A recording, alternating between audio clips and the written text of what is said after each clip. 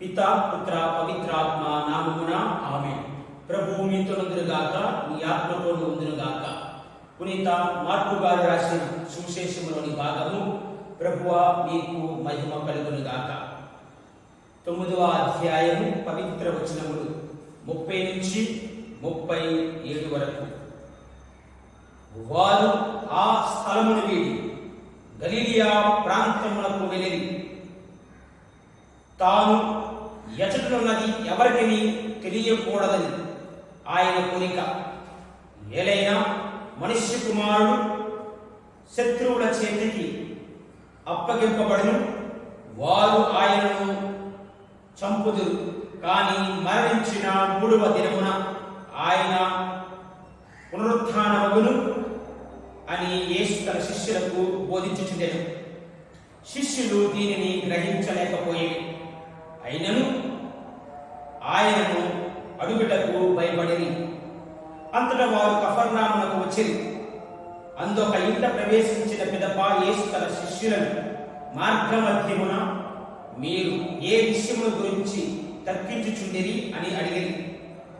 తమలో గొప్పవాడెవడని మార్గమధ్యమున వాదించుకుంటుచే వారు ప్రత్యుత్తరమీయ లేక ఊరకుండిరి. అప్పుడు యేసు కూర్చుండి 12 శిష్యులను చేరపిలిచి, ఎవడు మొదటివాడు కాగోరునో వాడు అందరిలో చివరివాడై అందరకు సేవకుడుగా ఉండవలెనని పలికెను. మరియు ఆయన ఒక చిన్న బిడ్డను చేరదీసి వారి మధ్య నుంచి వారిని ఎత్తి కౌగిలించుకొని శిష్యులతో, ఇట్టి చిన్న బిడ్డలలో ఒకరిని నా పేరిట స్వీకరించువాడు నన్ను స్వీకరించిన వాడును, నన్ను స్వీకరించువాడు నన్ను కాదు, నన్ను పంపిన వారిని స్వీకరించుచున్నాడు అని పలికెను. ఇది జీవమిచ్చి ప్రభుని సువిశేషము. క్రీస్తు వామక్ష పలికినగాక. దైవ ప్రజలారా, సామాన్య కాలపు 25వ ఆదివారపు వాక్య పరిచర్యకు మిమ్మల్ని అందరినీ ప్రేమతో ఆహ్వానిస్తూ ఉన్నాను. ఈనాటి గ్రంథ పఠనాలు మనకి బోధిస్తున్నటువంటి అంశం ఏంటంటే, పరలోకములో ఎవరు గొప్ప అనే అంశంపై ఈనాటి గ్రంథ పఠనాలన్నీ కూడా కేంద్రీకృతమై ఉన్నాయి. అయితే ఒకసారి ఒక సైనిక దళంలో పనిచేస్తున్నటువంటి ఆర్మీ ఆఫీసర్ రాబర్ట్ తన సైనికులతో కలిసి ఒక రైలు ప్రయాణిస్తున్నారు. అయితే ఒక రైలు వెళ్తూ ఒక చిన్న స్టేషన్లో ఆగినప్పుడు ఆ స్టేషన్ నుంచి ఒక స్త్రీ తన చిన్న బిడ్డను ఎత్తుకొని ఈ రైల్వే బండి బోగిలోనికి అడిగిపెట్టింది. అయితే అక్కడ ఆ బోగిలో కూర్చోడానికి స్థలం లేదు కాబట్టి ఆమె నిల్చుని మంది. సైనికులు చాలా మంది చూస్తున్నారు కానీ పట్టించుకోలేదు. ఈ సంఘటనను గమనించినటువంటి రాబర్ట్ వెంటనే లేచి తాను కూర్చున్నటువంటి ఆ స్థలాన్ని ఆ స్త్రీకి ఇచ్చినాడు. అయితే ఇది గమనించిన వెంటనే మిగతా సైనికులందరూ కూడా తమ తమ స్థానాల నుంచి లేచి, కూర్చున్న స్థలాల నుంచి లేచి ఇక్కడ కూర్చుని అడుగుతున్నారు. అయితే వారందరికీ కూడా రాబర్ట్ ఒక చక్కని సమాధానం ఈ విధంగా చెప్తున్నారు. మీరు ఒక పేద స్త్రీని గుర్తించి ఆమెకు స్థలం ఇవ్వలేదు, కావున ఇప్పుడు నాకు మీరు ఇచ్చినప్పుడే కూడా ఆ స్థలంలో నేను కూర్చోను అని చెప్పి నిలుచుని ఉండే తన యొక్క ప్రయాణాన్ని పూర్తి చేశాడు. అవును ప్రియమా క్రైస్తవ సహోదరి సహోదరులారా, ఈనాటి సువిశేషంలో చూస్తే క్రీస్తు ప్రభువు తన శిష్యులకు యెరూషలేముకు వెళ్తూ ఉండగా తన శిష్యులకు 2 రకాల బోధనలు చేస్తూ ఉన్నాడు. మొదటిగా ప్రభువు తాను అనుభవించబోయే పొందబోయే శ్రమల గురించి వివరిస్తూ ఉన్నారు. అయితే తాము పలికినటువంటి ఈ యొక్క మాటలు, ముఖ్యంగా మార్కు సువార్తలో పలికినటువంటి ఈ యొక్క మాటలు, తాను అనుభవించబోయే కష్టాలు, బాధలన్నీ కూడా, ఈ శ్రమలకు, తాను అనుభవించబోయే శ్రమలకు, అదేవిధంగా మొదటి పట్టణంలో నీతిమంతులు అనుభవించబోయే శ్రమలకు చాలా దగ్గర పోలిక ఉంది. ఈనాటి మొదటి పట్టణంలో దుష్టులు పలికిన మాటలు, అదేవిధంగా యేసు క్రీస్తు శ్రమలకు గురి చేసిన శత్రువుల మాటలు. ఈనాటి మొదటి పట్టణంలో దుష్టులు పలుకుతున్నటువంటి మాటలు, క్రీస్తు ప్రభువును సిలువ వేసి చంపినటువంటి శత్రువులు పలికిన మాటలు ఒకే విధముగా ప్రతిధ్వనిస్తూ ఉన్నాయి. సొలొమోను జ్ఞాన గ్రంథంలో మనం అందరం కూడా చూసినట్లయితే 2వ అధ్యాయము, ప్రియతమ క్రైస్తవ సహోదరి సహోదరులారా, 20వ వచనంలో మనం ఒకసారి చూస్తే, అతనిని నీచమైన చావునకు గురి చేయుదురు, దేవుడు తనను రక్షించునని అతడు చెప్పుకొనుచున్నాడు. అంటే దేవుడు ఎలా ఈ నీతిమంతులు రక్షిస్తాడో చూద్దాము రండు అంటూ ఈ యొక్క దుష్టులు పలుకుతున్నటువంటి మాటలు. మరి అదేవిధంగా క్రీస్తు ప్రభువు శిలువ మీద శ్రమలను అనుభవిస్తూ ప్రాణాన్ని విడిచిపెడుతున్న సందర్భంలో కూడా అక్కడ ఉన్న శత్రువులు కూడా ఈ విధంగా పలికారు. తాను ప్రార్థించమంటున్నారు దేవునికి, మరి అదే విధంగా తనను తాను రక్షించుకోమంటున్నాడు. నిజముగానే దైవ కుమారుడైతే దిగిరమ్మని ప్రభువు రెచ్చగొట్టే మాటల ద్వారా పరీక్షించారు. చివరికి ఏమైంది? క్రీస్తు ప్రభు తన యొక్క శ్రమలను, కష్టములను అనుభవిస్తూ తండ్రి యొక్క చిత్తమును నెరవేర్చేందుకు గాను ఆయనకు అత్యున్నత స్థానమును దేవుడు ప్రసాదించున్నాడు. ఫిలిప్పీయులకు రాసిన లేఖలో చూస్తూ ఉన్నాం. 2వ అధ్యాయము 9వ వచనములో, అందువలననే దేవుడు ఆయనను అత్యున్నత స్థానమునకు లేవనెత్తెను, అన్ని నామముల కంటే ఘనమైన నామమును వసగును.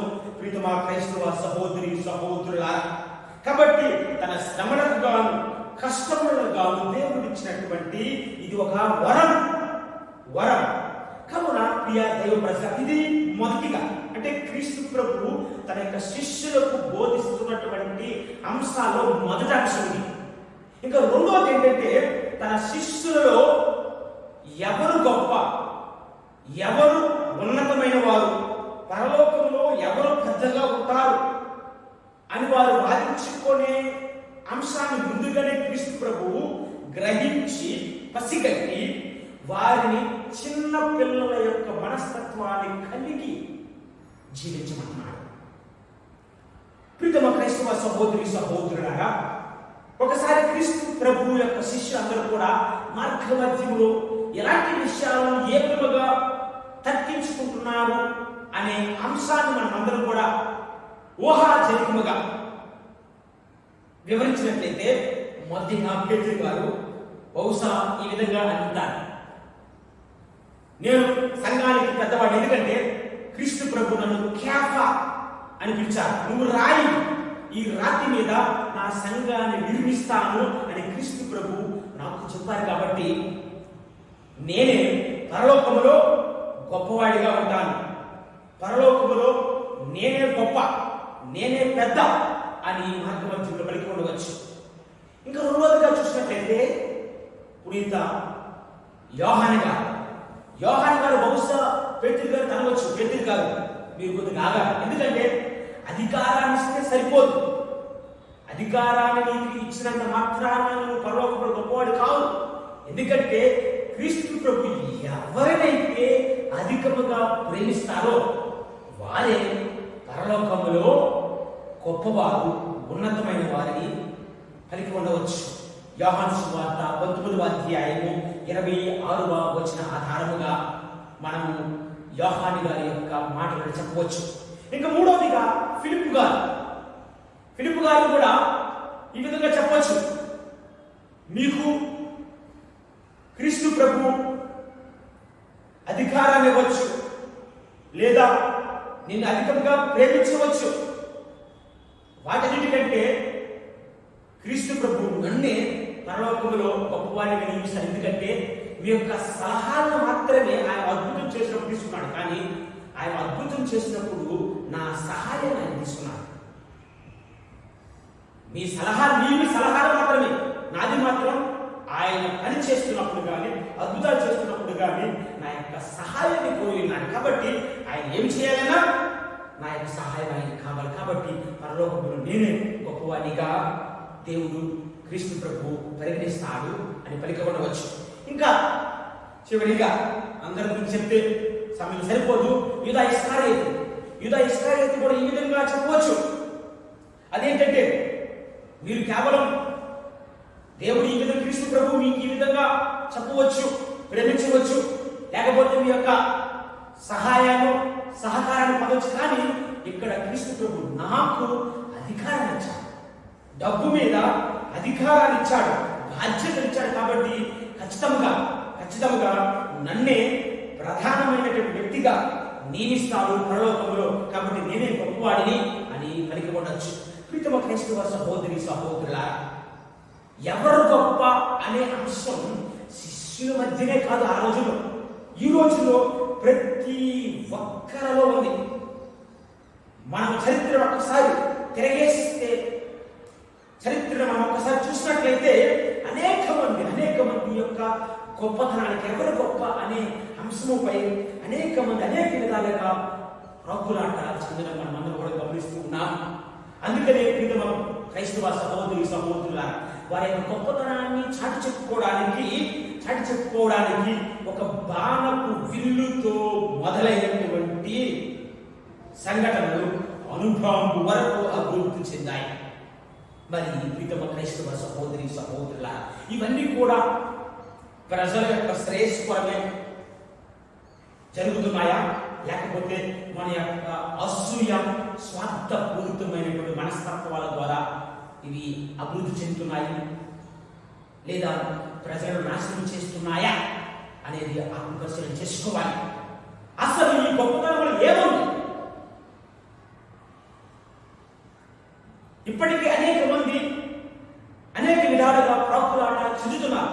ఈ గొప్పతనంలో ఏముందంటే, ఈ గొప్పతనంలో ధన దాహం ఉంది, పదవి వ్యామోహాలు ఉంటాయి, కీర్తి ప్రతిష్టలు ఉంటాయి. ఇలా అనేకమైనటువంటి విషయాల పట్ల మోజుతో, ప్రేమతో, ఇష్టంతో మనమందరం కూడా మన గొప్పతనాన్ని చెప్పాలనుకుంటాం. అందుకని ఈనాటి 2వ పట్టణంలో కూడా పునీత యాకోబు గారు చాలా చక్కగా పలుకుతున్నారు. అసూయ ఎచ్చట ముందును అచ్చట అలజడులు సర్వ విధముల నీచ కార్యములు మొదలవుతాయి.